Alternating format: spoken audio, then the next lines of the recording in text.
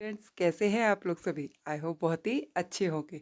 तो आप सभी का वेलकम है economics in easy way channel में। तो आज हमें क्या करना है? आज है डे 13 और फिर से हम करेंगे डेली हमारे जो 10 इम्पॉर्टेंट एमसीक्यू हैं वो। आप सभी को पता है डेली हम 10 एमसीक्यू की प्रैक्टिस कर रहे हैं और आज है उसका डे 13, यानी कि 12 डेज हम ऐसी प्रैक्टिस कर चुके हैं। मैं फिर से बोल रही हूँ, जो पहली बार इस वीडियो को देख रहे हैं उन वीडियोस को ज़रूर देख लें। आपके अगर आप इस वीडियो को नहीं देख रहे हैं और उस प्लेलिस्ट को पूरा नहीं देखा है तो आप बहुत कुछ मिस कर रहे हो अपने एग्ज़ाम की तैयारी में। तो उन वीडियोस को ज़रूर देख लें, डिस्क्रिप्शन में लिंक दिए हुए हैं। तो चलिए शुरू करते हैं। Question number 1। क्वेश्चन नंबर 1 क्या है? Read the following statement. Assertion reason पे बेस्ड है, हमें बताना है। आपको पता ही इस टाइप के क्वेश्चन, जरा आप स्टेटमेंट पढ़ते हैं। Larger the non monetary transaction, greater the under estimation of the GDP as an index of the welfare. बिल्कुल सही बात कह रहे हैं कि अगर नॉन मॉनेटरी ट्रांजेक्शन ज़्यादा होगा, नॉन मॉनेटरी ट्रांजेक्शन्स कौन से होते हैं? जिसमें हम मनी का यूज़ ना करके, जैसे बार्टर इकोनॉमी। तो बार्टर सिस्टम जो गुड्स का गुड्स के साथ एक्सचेंज होता है वो जीडीपी में इंक्लूड नहीं होता। तो अगर नॉन मॉनेटरी ट्रांजेक्शन ज़्यादा होंगे तो अंडर एस्टिमेट होगी जीडीपी। तो ये स्टेटमेंट तो बिल्कुल सही है। GDP index accounts for externalities, नहीं, जीडीपी एक्सटर्नलिटीज़ को नहीं देती है, यही इसकी सबसे बड़ी लिमिटेशन भी है। तो स्टेटमेंट 1 जो है वो ट्रू है, यानी कि एजरेशन ट्रू है, बट रीजन जो है वो फॉल्स है। तो ऑप्शन नंबर सी क्या है? करेक्ट ऑप्शन है। क्वेश्चन नंबर 2 देखते हैं। Sustain increase in the exchange rate, domestic currency price of the foreign currency is called dash currency. Increase हो रहा है एक्सचेंज रेट में, मतलब कॉन्टिन्यूसली एक्सचेंज रेट इंक्रीज हो रहा है। तो बताओ इसको क्या कहेंगे? इसको हम क्या कहेंगे? इसको हम कहेंगे डेप्रिशिएशन। जैसे इंक्रीज, मैं आपको एक एग्जांपल से बताऊं। $1 इज इक्वल टू कितने का है? मान लो 70 का है। अब $1 इज इक्वल टू कितने का हो गया? 80 रुपीज़ का। तो प्राइस क्या हो गया? इंक्रीज हो गया एक्सचेंज रेट का। वैल्यू ऑफ करेंसी क्या हो गया? रिड्यूस हो गया। तो इसको हम क्या कहते हैं? डेप्रीशिएशन कहते हैं। क्वेश्चन नंबर 3 देखते हैं। क्वेश्चन नंबर 3 क्या है? स्टेटमेंट से रिलेटेड है। कौन सी स्टेटमेंट सही है? All producer goods are capital good. और स्टेटमेंट 2 है only consumer are the final user of the final goods.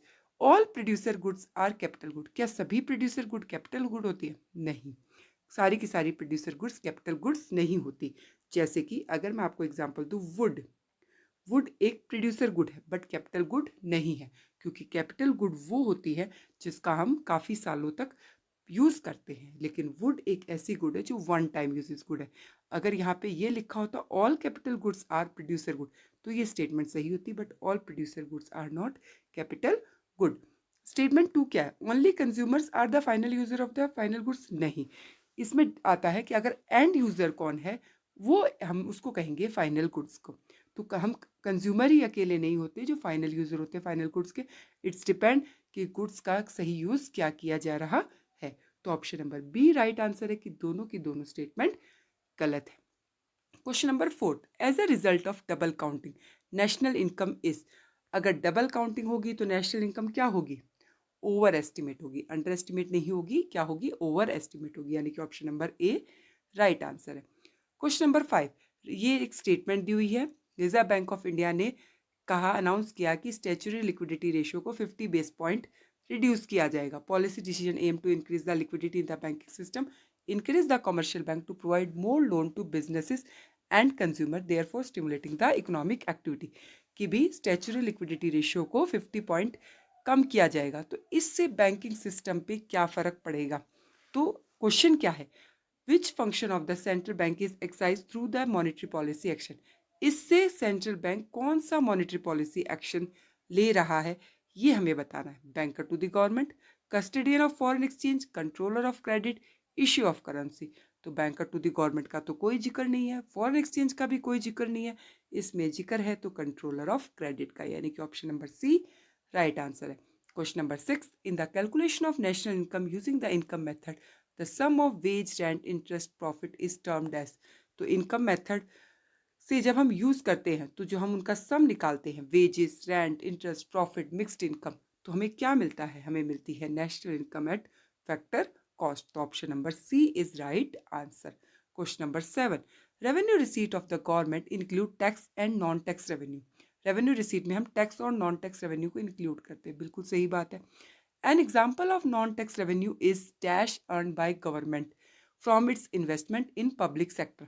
अगर हम नॉन टैक्स रेवेन्यू का देखें तो एक हमें बताना है कि earn by the government from its investment in public sector. Public sector में उन्होंने कोई इन्वेस्टमेंट करी, उसमें जो एक अर्न कर रहे हैं, तो इसका राइट आंसर है डिविडेंड। डिविडेंड क्या होता है कि that part of the share, जो उसका कंपनी का शेयर है जिसको हम profit, that part of the profit which is divided among the share holder. तो अब क्या कह रहा है कि गवर्नमेंट ने अपनी इन्वेस्टमेंट कर रखी है, तो उससे जो डिविडेंड मिल रहा है वो क्या है, उसका non tax revenue. Question number 8, money serve as a medium of exchange, unit of account, store of value and standard of deferred payment, facilitating transaction economic activities and in an economy. बिल्कुल सही बात है, money के functions बता दिए। Supply of money in an economy includes all financial assets such as stock, bonds, because they can be easily converted into cash and considered the part of the money. Money के उसमें ये stock and bonds नहीं आते हैं, money के हम इसमें supply में इसको इंक्लूड नहीं करते हैं। तो फर्स्ट स्टेटमेंट तो ठीक है, बट स्टेटमेंट 2 क्या है, फॉल्स है। तो ऑप्शन नंबर सी क्या है, राइट आंसर है। क्वेश्चन नंबर 9, वही स्टेटमेंट का क्वेश्चन है। Fiscal deficit is the excess of total expenditure over total receipt excluding borrowing, indicating total borrowing requirement of the government for the physical year. बिल्कुल सही बात है कि जो फिजिकल डेफिसिट होता है वो टोटल एक्सपेंडिचर होता है, टोटल रिसिप्ट, इसमें हम बोरोइंग इंक्लूड नहीं करते। और ये क्या इंडिकेट करता है, टोटल बोरोइंग की रिक्वायरमेंट को इंक्लूड करता है। हाई फिजिकल डेफिसिट में lead to inflationary pressure in the economy. अगर हाई फिजिकल डेफिसिट होगा तो इन्फ्लेशनरी प्रेशर इंक्रीज कर सकता है, क्योंकि गवर्नमेंट जो होती है वो मनी बोरो करके उस पैसे को, अगर उस बोरोइंग को पूरा करती है तो इससे मनी सप्लाई बढ़ सकती है। तो दोनों ही स्टेटमेंट क्या है, ट्रू है, यानी कि option number A is right answer. आज का last question, an increase in the cash reserve ratio by the central bank reducing the lending capacity of commercial bank. अगर कैश रिजर्व रेशियो इंक्रीज कर देंगे तो central bank क्या करना चाहता है, लैंडिंग कैपेसिटी को रिड्यूस करना चाहता है कमर्शियल बैंक की।